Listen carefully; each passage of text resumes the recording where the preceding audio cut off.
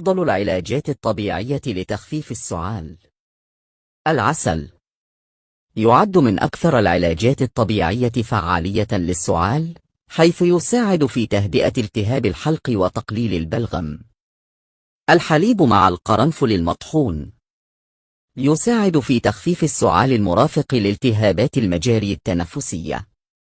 شاي الأعشاب مثل شاي الزعتر والكركم وشاي الزنجبيل، هذه الأعشاب لها خصائص مضادة للالتهابات والبكتيريا، والتي تساعد في تخفيف التهاب الحلق وتقليل البلغم. الزعتر البري يساعد على التخفيف من السعال بسبب احتوائه على الفينول المضاد للتشنج والسعال. النعناع يساعد في تهدئة الحلق وإرخاء العضلات المتواجدة في القصبات الهوائية، مما يعمل على تحسين التنفس.